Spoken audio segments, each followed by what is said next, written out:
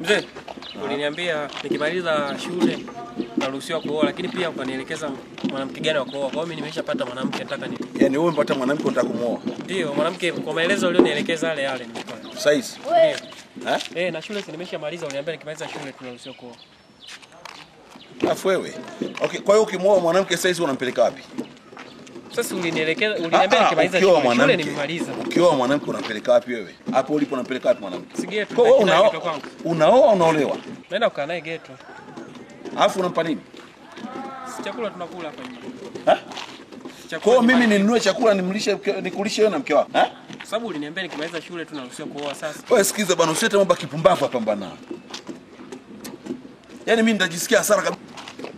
Mimi nimekwambia hivi, na nisha kueleza. Na naendelea kukueleza kwamba ukitaka kuwa mwanamke uwe umejitegemea, una maisha yako yanayoeleweka. Umenipata vizuri? Ndio. Una maisha yako unayojitegemea. Uko nyumbani kwako. Umejijenga. Sio lazima ujenge nyumba, lakini una mshahara wako. Sawa? Una fedha. Sio unakula nyumbani kwangu, unaenda kuchukua binti watu unamleta nyumbani. Lakini uliniambia nikimaliza shule. Sawa, ukimaliza shule lakini bado wakati wako kuoa bado. Sawa. Alafu kuna umri wa kuoa wewe. Umri gani inabidi sawa? Kwanza umri unaendana na maendeleo ya maisha yako. Ina maana sasa hivi umemaliza form 6. Sawa? Mwezi wa 10 unaanza chuo. Sasa una umri miaka mingapi sasa hivi? 22 na miaka 22. Miaka 22. Sasa miaka 22 wewe sasa hivi ndio unamaliza form 6. Yaani maana yake unachotakiwa sasa. Ndio. Ni kwamba wewe mwezi wa 10 unaingia nani? Ndio. Mwezi wa 10 unaingia chuo. Unaingia chuo, si ndio? Sasa kama unaingia chuo mwezi wa 10, maana yake ukiwa na miaka 23 utakuwa unamaliza mwaka wa kwanza. Ndio. Sawa? Na utakapotimiza umri wa miaka 28 unamaliza mwaka wa pili. Miaka 25 unamaliza mwaka wa tatu. Sasa ikiwa miaka 25 ndio unamaliza mwaka wa tatu chuo kikuu. Maana yake kuna muda wa kujiandaa na maisha ukiwa nyumbani. Kutuma application, yani kuomba maombi ya kazi. Sawa? Inaweza kuchukua hata mwaka mpaka miaka miwili. Kupata ajira. Watu wengine ni mpaka miaka mitatu. Na ukipata ajira, bado sio wakati wa kuoa. Unatakiwa sasa kuyatengeneza maisha yako. Maana yake una mshahara. Sasa mwanamke ana hela anazo. Mimi sitaki uzungumze habari ya mwanamke ana hela. Unatakiwa wewe uwe na hela. Siko nalo vizuri. Kana mitoto mijinga kipumbavu ndio inawaza mwanamke mwenye hela. Unataka wewe uwe na hela. Wewe ndio mwenye kutuza mwanamke bwana. Ndio naelewa. Sasa? Kwa hiyo utakuwa na miaka moja, miwili mpaka mitatu kwa ajili ya nini? Wakati una ajira, manake una miaka miwili ya kujiandaa kutengeneza maisha yako. Ndio. Mshahara wako manake utumie, ununue kitanda, ununue vifaa kadhaa ambavyo vitakusaidia, vyombo vya ndani vitakavyokusaidia kutunza mke. Wakati huo pia unatunisha akaunti yako. Na vizuri? Ndio, lakini mzee, mbona mimi mtoto wa kiume hapa ndani peke yangu nipo? Kwa hiyo sasa hizi mali si nani? Nafanya. Sio unaniachia mimi mtoto wa kiume. Wewe.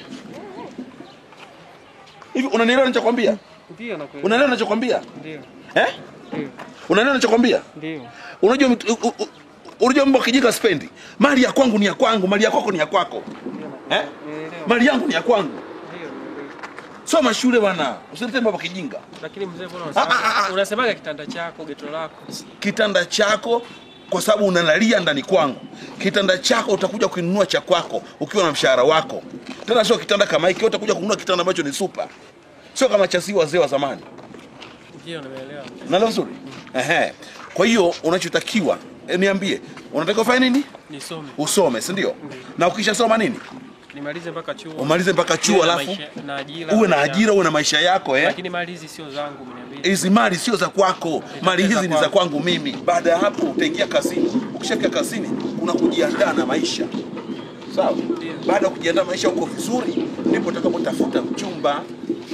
Mchumba naye tayari shatafuta. Basi muache kusubiri sasa. Umeelewa? Muache kusubiri. Asubiri wakati utakapofika umejitegemea. Ikiwezekana yeye amekwisha jitegemea, ndipo utakuwa wakati mzuri wa ninyi kuungana na kuwa na nyumba yenu.